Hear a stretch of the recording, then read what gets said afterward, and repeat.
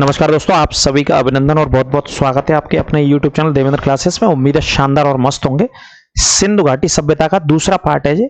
लगातार आप शेयर करते रहिए और हमारे साथ जुड़े रहिए। ल्यूसेंट की जो किताब है, पुस्तक है, उसको मैं बिल्कुल आरंभ से पढ़ा रहा हूँ। एंशिएंट हिस्ट्री का हमारा टॉपिक है, जिसमें सिंधु घाटी सभ्यता का एक पार्ट आपको पढ़ा दिया है। ये दूसरा पार्ट है, हालांकि थंबनेल पे चेंज नहीं हो पाया है, लेकिन आप समझिएगा, दूसरे पार्ट को कवर कीजिएगा और मेरे साथ नोट्स बनाइएगा। टॉपिक हमारा सिंधु घाटी की सभ्यता है ना।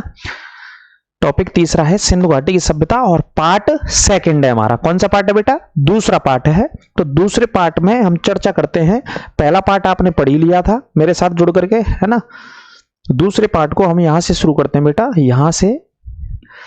यहां से हमारा दूसरा पार्ट शुरू होता है। हम हड़प्पा सभ्यता के प्रसिद्ध शहरों के विषय में चर्चा करेंगे। प्रसिद्ध शहर कौन सी नदी के तट पर खोजे गए, कौन सी वर्ष में खोजे गए और खोजकर्ता कौन थे हड़प्पा सभ्यता में, यानी कि सिंधु घाटी की सभ्यता में। तो आइए मेरे साथ एक एक करके देखिएगा पॉइंट और नोट्स बनाइएगा। यदि कोई दिक्कत बेटा लगे तो आप कमेंट करके हमें बता सकते हो कि सर ये समझ में नहीं आया। ठीक है, तो देखिए, सबसे पहला शहर हम बात कर रहे हैं हड़प्पा के बारे में। भाई सबसे पहला शहर कौन सा था इस सभ्यता का? हड़प्पा सबसे पहला शहर था, यानी कि नगरीय सभ्यता थी। नदी कौन सी? यहाँ पे रावी नदी के तट पर खोजा गया था। रावी नदी के तट पर खोजा गया था, है ना। सैंधव सभ्यता के प्रमुख स्थल, ज्यादातर जो स्थल मिले हैं वो सिंधु नदी के तट पर मिले हैं। जितने भी स्थल हैं वो कौन सी नदी के तट पर मिले बेटा? सिंधु नदी के तट पर ज्यादातर स्थल मिले हैं इस सभ्यता के, है ना। खोजकर्ता कौन था, यानी कि उत्खननकर्ता। खोजकर्ता को क्या बोलते हैं? उत्खनन। दयाराम साहनी 1921 में। आगे इसी को आगे बढ़ाया माधव स्वरूप वत्स ने 1926 में। इसके बाद तीसरा व्यक्ति ने आगे बढ़ाया, व्हीलर नाम के व्यक्ति ने 1946 में। यानी कि हड़प्पा शहर को खोजने वाले प्रसिद्ध 3 व्यक्ति थे। लेकिन तीनों में से सबसे पहला पॉइंट, आपसे जो प्रश्न पूछा जाता है कि भाई हड़प्पा को किसने खोजा, किसने पता लगाया, उत्खननकर्ता कौन था, तो आंसर आता है बेटा हमारा दयाराम साहनी 1921। याद रखना। वर्तमान स्थिति बेटा है पाकिस्तान के पंजाब प्रांत के साहिवाल जिले में स्थित है। पंजाब पाकिस्तान का पंजाब है और एक हिंदुस्तान का पंजाब है बेटा, 2 पंजाब है। तो कहां पे स्थित है वर्तमान में बेटा?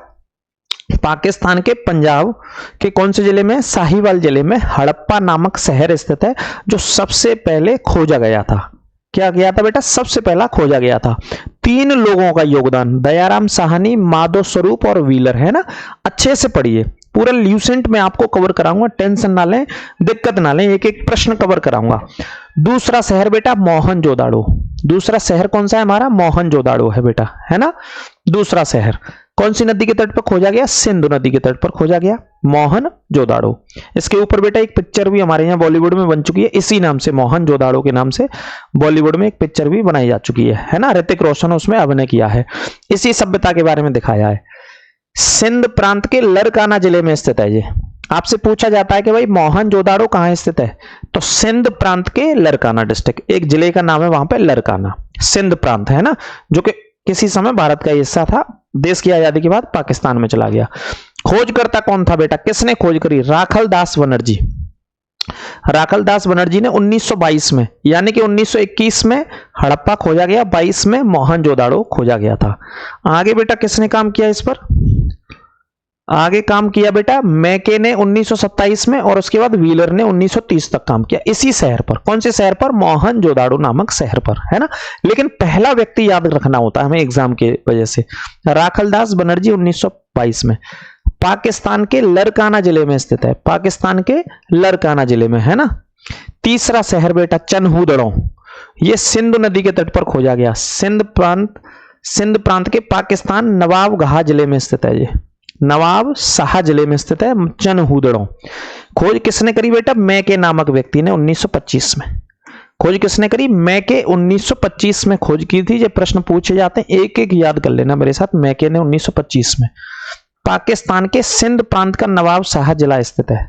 पाकिस्तान का कौन सा जिला है? सिंध प्रांत, चनहूदड़ो, है ना।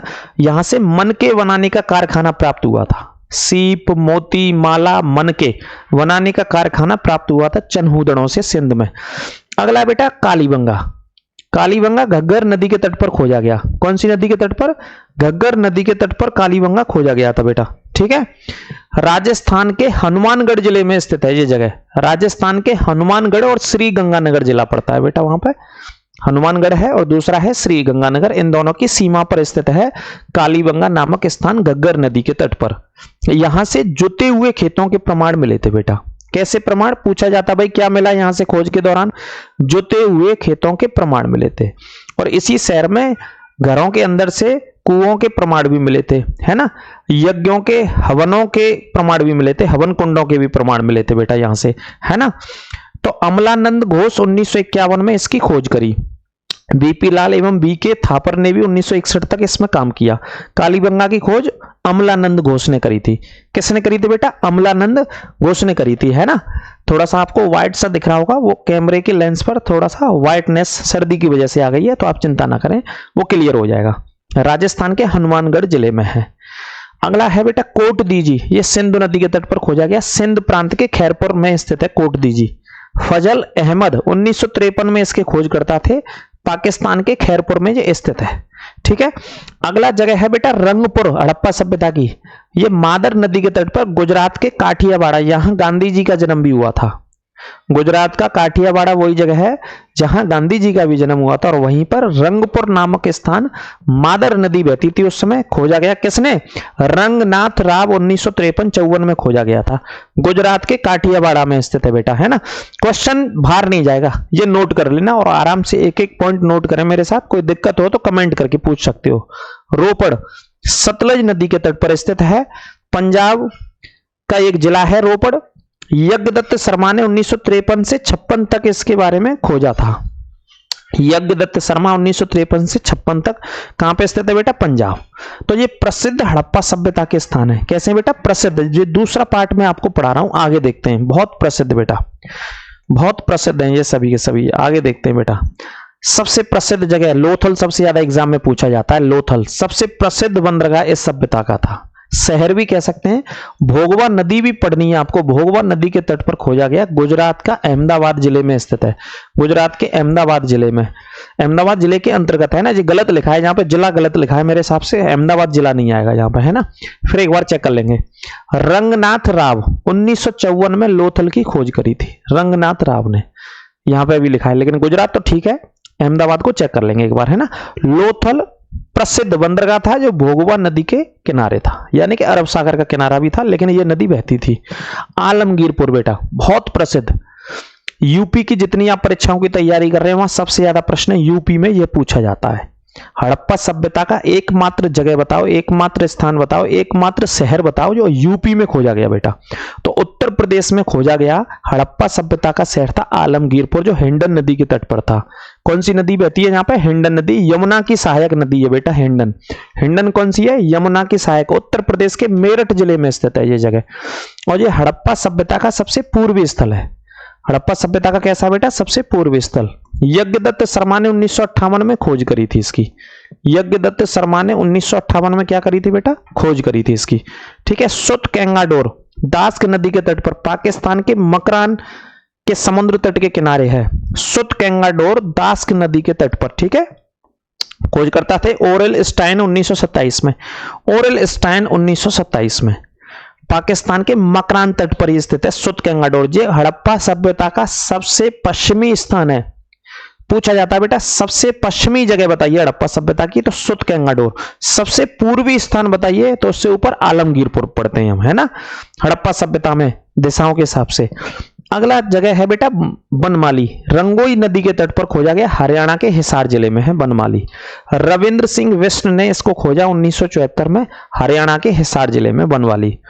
धौलावीरा बहुत प्रसिद्ध जगह, लूनी नदी यहां से बहती है। गुजरात के कच्छ के रण में स्थित है बेटा जी। गुजरात के कच्छ के रण में है, खादियावेट द्वीप के पास।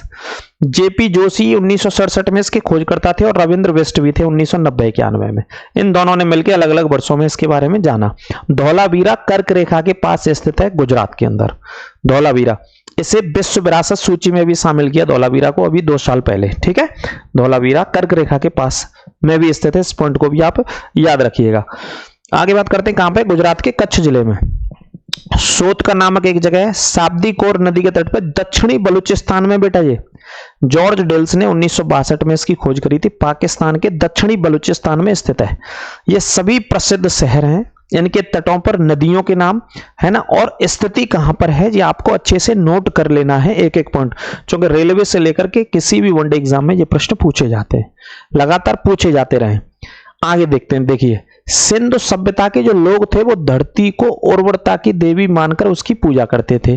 भाई किसकी पूजा करते थे? सिंधु घाटी की सभ्यता के लोग धरती माता की, जैसे आज भी पूजा होती है हमारे यहाँ, उस समय भी पूजा करते थे, क्योंकि धरती से क्या मिलता है? उत्पादन मिलता है, फसलें मिलती हैं, उनके माध्यम से व्यक्ति का जीवन चल रहा है। तो उर्वरता मान करके, उर्वरता की देवी मान करके धरती माँ की पूजा करते थे घाटी के लोग। ठीक है। दूसरा, वृक्ष पूजा एवं शिव पूजा के प्रचलन के साक्ष्य भी सिंधु घाटी सभ्यता में मिलते हैं। भाई वृक्षों की भी पूजा करते थे उस समय के लोग, और आज भी होती है वृक्षों की पूजा, है ना। जैसे पीपल के बारे में हमारे यहाँ, हमारे शास्त्रों में, संस्कृति में पूजा जाता है। आंवले के पेड़ की पूजा होती है ना। तमाम वनस्पतियों की, पौधों की पूजा आज भी होती है, और उस समय भी लोग पूजा करते थे। और भगवान शिव पूजा बहुत प्रसिद्ध थी। भगवान शिव को सबसे ज्यादा पूजा जाता था सिंधु घाटी की सभ्यता में, और आज भी भगवान शिव को माना जाता है, पूजा जाता है।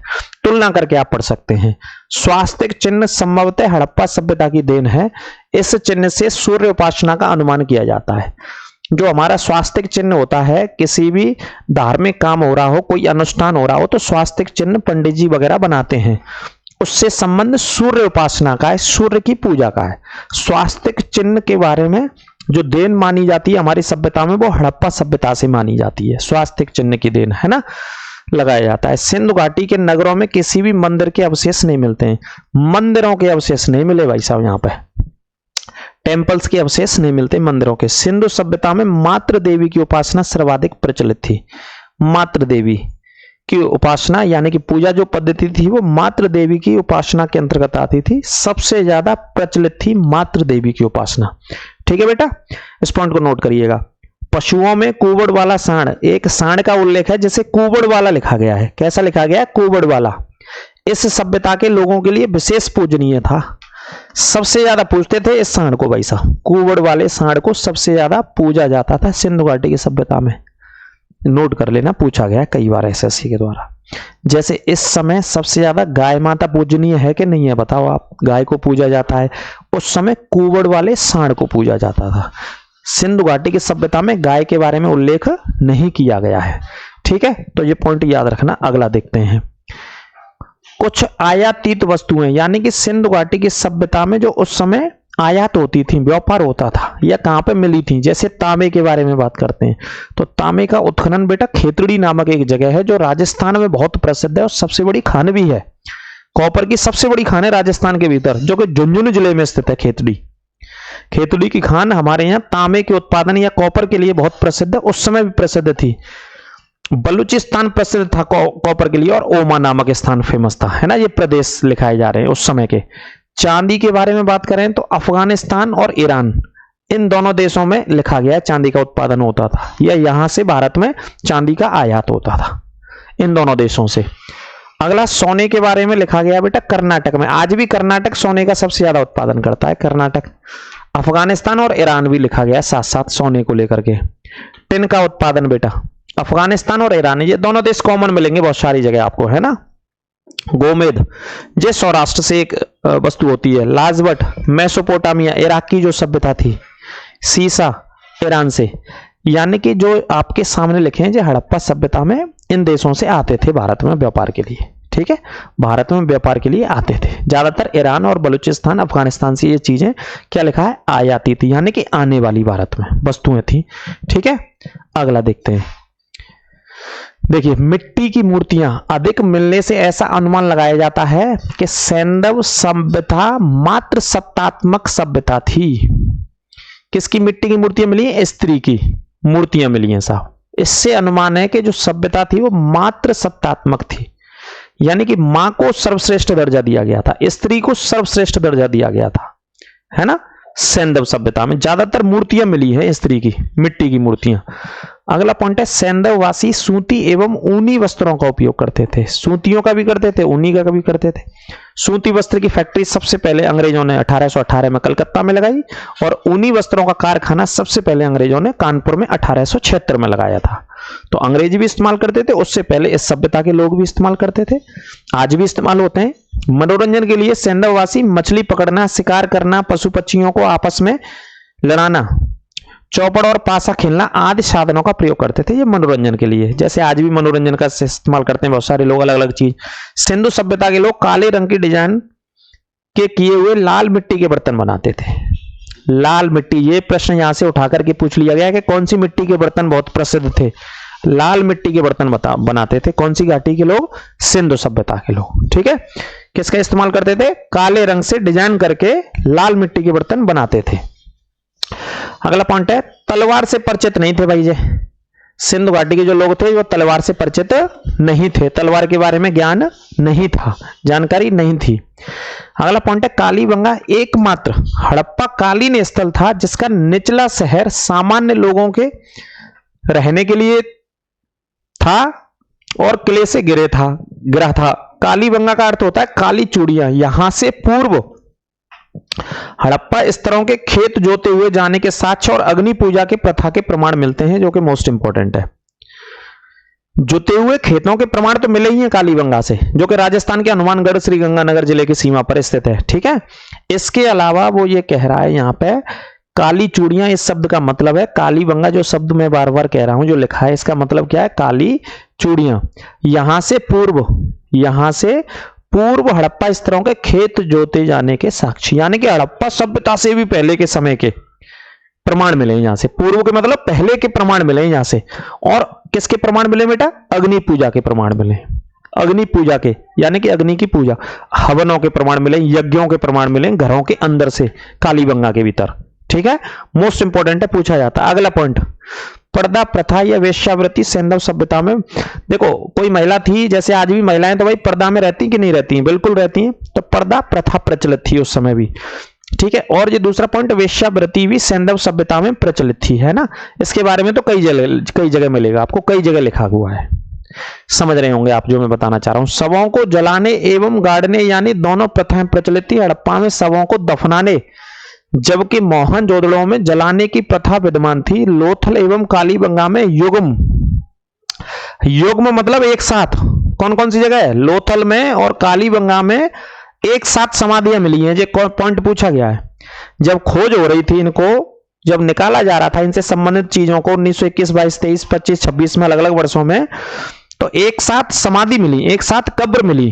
कौन से स्थानों पे एक साथ की कब्र मिलती है? लोथल में और कालीबंगा में, है ना। जबकि मोहनजोदाड़ो में जलाने की प्रथा, जो आज भी हमारे यहाँ जब दाग संस्कार होता है तो क्या करते हैं व्यक्ति का? हिंदू धर्म के अनुसार जलाते हैं कि नहीं जलाते? तो वो मोहनजोदाड़ो में जलाने की परंपरा थी। ठीक है, लेकिन इन दोनों जगहों को याद रखना, युग्म समाधियां मिली, यानी कि दो लोगों की एक साथ। सैंधव सभ्यता के विनाश का संभवतः सबसे प्रभावी कारण क्या बताया गया? बाढ़। कि भाई ये घाटी, ये सभ्यता कैसे विनाश हो गया, इसका विनाश कैसे हो गया, पतन कैसे हो गया इस सभ्यता का? तो इसमें ज्यादातर इतिहासकार मानते हैं कि एक बाढ़ के वजह से यह सभ्यता का पतन हो गया था, यानी कि नष्ट हो गई थी बिल्कुल।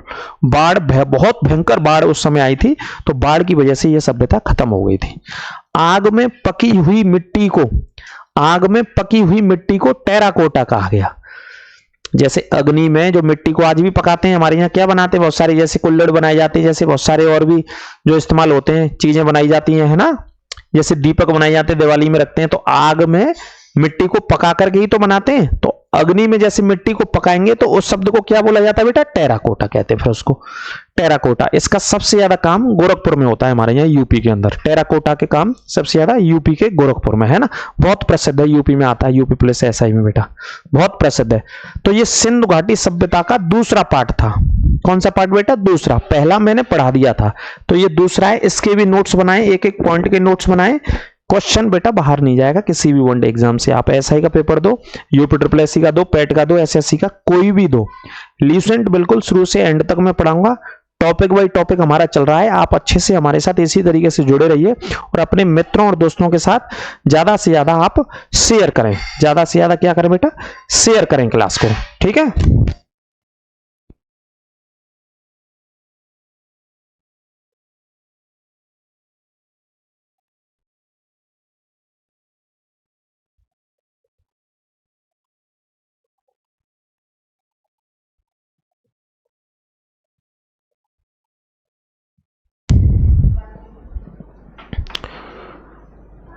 ठीक है बेटा, तो इस क्लास को आप नोट कर लेना, और नोट करने के बाद अगले टॉपिक में हम चलेंगे सिंधु घाटी सभ्यता के बाद अगला जो हमारा टॉपिक होगा वो अगले टॉपिक पे भी चलेंगे। इसे बहुत अच्छे से आप नोट कर लेना, ये दूसरा पार्ट मैंने आपको पढ़ा दिया है। तो मिलते हैं दूसरी क्लास में, अपने स्वास्थ्य का सब ध्यान रखें, ख्याल रखें, अगली क्लास में मिलेंगे। सभी को नमस्कार, राधे राधे।